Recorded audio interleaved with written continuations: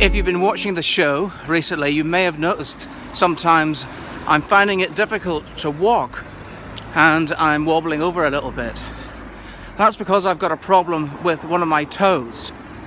I'll not go into too much details, but when I walk on the side of the toe, and I got a cut on it a few weeks ago and it hasn't healed properly. Which means that every time I walk on it now, it's causing a lot of pain. I've been using a gel tube, so the toe goes inside that, which provides cushioning, and also a toe separator to spread out the toe a little bit and to provide extra cushioning. But things got so sore the other day that I called the doctors, and I've been told to go to a surgery a few towns away from Uxbridge, so I'm in Eastcote, and it's a Sunday afternoon, so it's a special weekend surgery to see a GP who will discuss what they can do to help. So I'm going to go in there now and see what she says.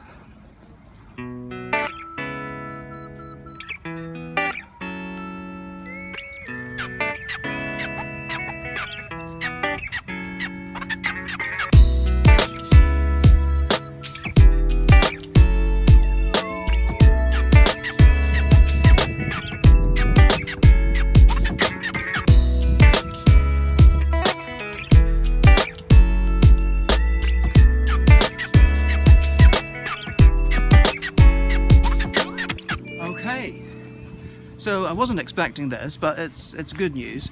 Well, and bad news. The bad news is that it's infected. The good news is that antibiotics should clear it up in 7 days.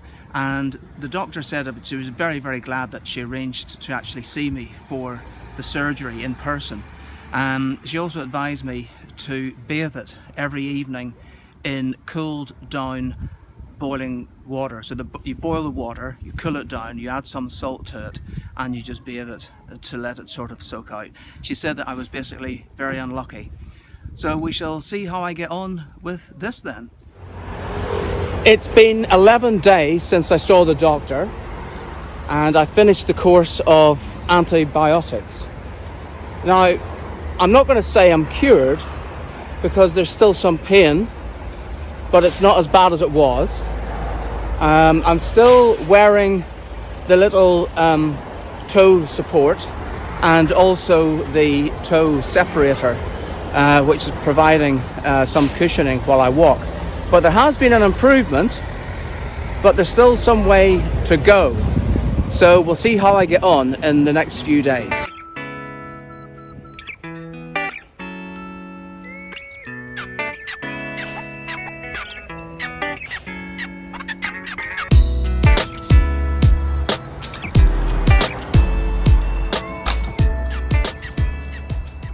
Well, it's been 3 weeks since I've seen the doctor about my toe.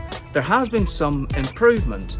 I hadn't cut the nail for about 5 to 6 weeks, and it was getting rather long, so I had a go at that this week, and it was a little bit kind of like flaky when it came off. I didn't cut too much of it. I've got a habit of cutting too much of the nail, so I wanted to try to preserve that. I'm still wearing the toe cushion and the toe separator, and I think I'm going to continue doing that for some time. So I thought I'd show you what they actually are. You can pick these up at Boots or other chemists. So this is the gel toe cushion tube. You simply cut it to size and then wrap it around, roll it up over the toe as shown in the little diagram here. And this is the toe separator. You get a pack of 2, and basically what it is, this is the one that I use. I've been using this one for a few weeks, and it's starting to break a little bit. But you basically, if that was my toe, you just place it like this, and it helps to keep the toes separate. And this is the gel cushion. And again, I could probably demonstrate on my little finger here, but it simply just rolls up like this.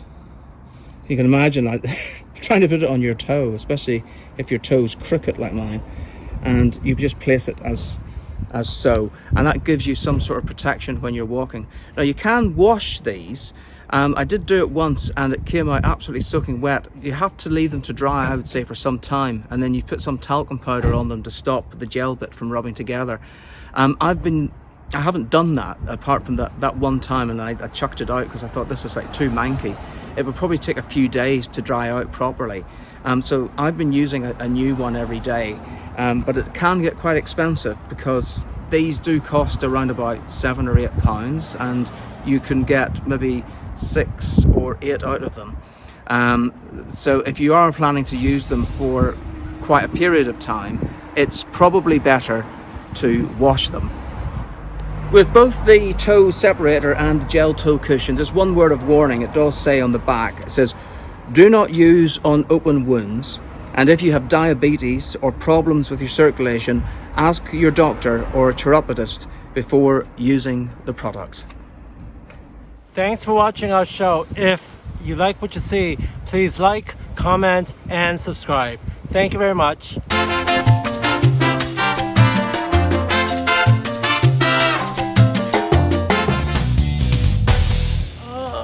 Don't you just love this sunny day? But don't go out without wearing your sunscreen. I like to put on SPF 50. It's always good to have precaution. So shake it all about. I prefer the suntan lotion spray rather than the actual suntan lotion. So you spray it into your hands.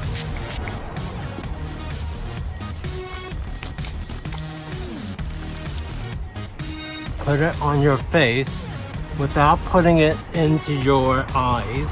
So I avoid the eye parts.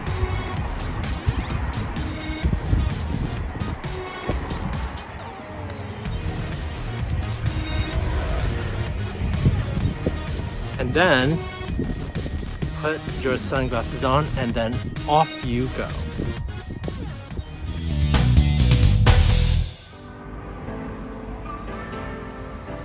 I've struggled with my weight all my life.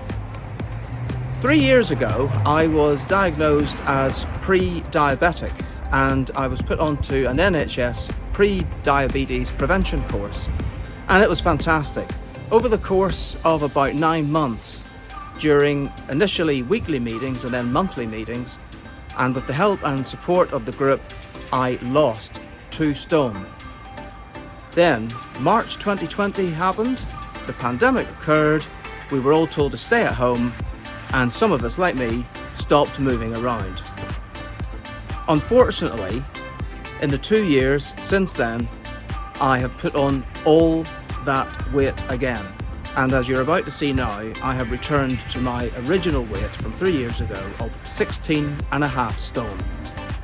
If you've got a set of mechanical skills like these, make sure that it is set to 0. There's a little button out at the top or the bottom which adjusts, because you don't want to cheat yourself out of a pound, or the other direction either. So we have to be honest about this. So here we go, stepping on. Always make sure that it's on a flat surface. We did this outside originally, and it skewed the figures a little bit. So there we are, I'm just hovering around 16.5 stone. Over the course of the next few months on our health specials, I'll be giving you updates on my weight loss progress. Now that I'm back in the daily grind of traveling into work every day, I hopefully will be moving around a lot more and eating slightly better than I have done over the past 2 years or so. So we shall check in and see if my weight goes down. One way to track my progress of weight loss is through a fitness app. I've got a health app on my phone, and it shows how many steps I take a day. Now, this was before I started my new job, so I was doing an average of about 178 steps a day because I was simply at home. But when we fast forward to when I started the new job, you can see that I was averaging out 6,800 steps a day.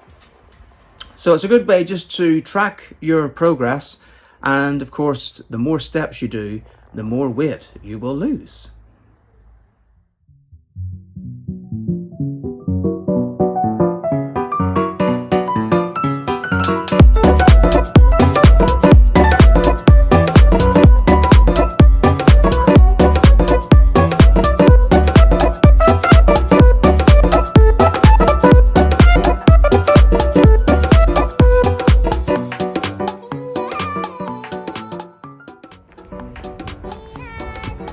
I think it's important to go for a jog and to de-stress after a busy work day. So I am trying to get some steps in and to refresh my mind and basically to burn off some calories and to be a bit more fit. Because as they say, a healthy mind is a good mind. Is that what they say? Not sure, but I think that's what I'm gonna do. Yes, it has been difficult to jog the 5K. I am 3 kilometers in now and it's going okay so far. I need 2 more, but it will happen. I just am gonna take longer than I would have liked, but I think that is part of the journey. So it is going to take as long as it takes, but I am not going to give up. I need to do a few more laps maybe. So breathe in. It is also good to have headphones to help us with the jog, and yeah, I will do some more filming once I'm done. Oh my god, that 5 kilometer was a killer. But at the same time, I'm really glad that I did do it.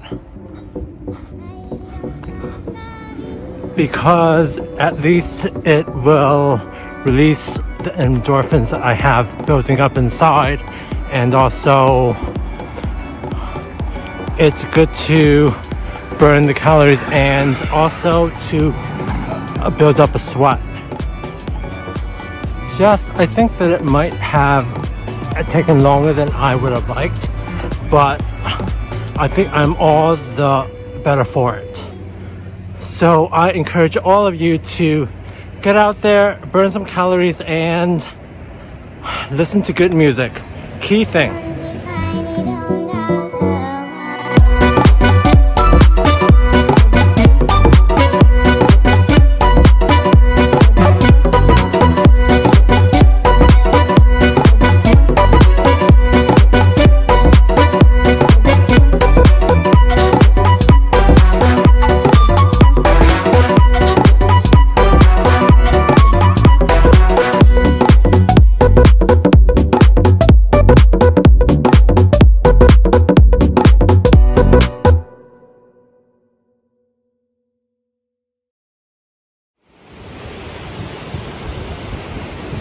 I'm looking into my crystal ball and I see great things for our show.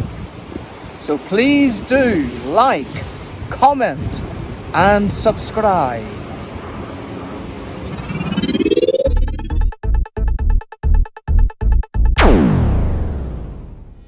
We all need a bit of a kick, eating wise, in the middle of the day or at any time if you're feeling hungry. And instead of reaching for the crisps and the chocolate, which I think I am rather guilty of, but you still want that bit of a snack, then why not try an energy bar, a protein bar perhaps. We went to our local health food shop and had a look around to see what they had. And I think that we have come up with 3 rather special options. So we're not having very much, as you can see. I've cut off... Diet! Yeah, I've just cut off a little bit of each one. So the first one is a Nature's Plus Keto Bar. It says high protein, gluten-free, Chocolate flavour almond crunch. Chocolate flavour coated protein and almond bar with sweetener. 21 grams of protein. Food supplement. There's lots of information there. So this is the top one here, Paul, if you would like to try that and see what we think.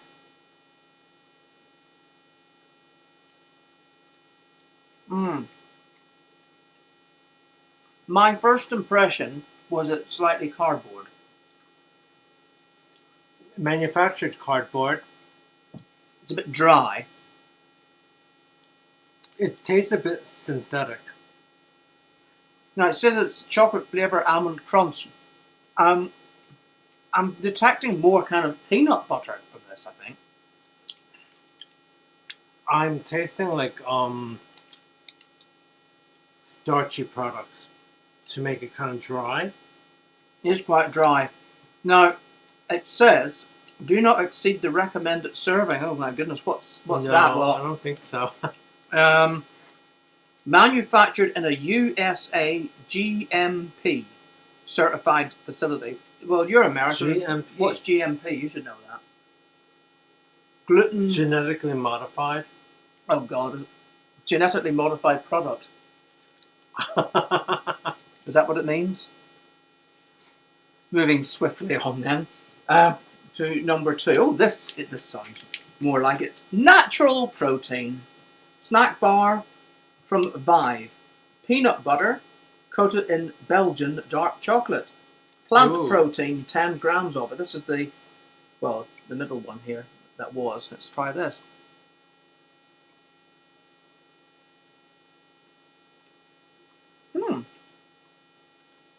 Slightly more tasty. I think you have to let it go around the mouth a bit. This one tastes a bit more real, not as protein or not as dry.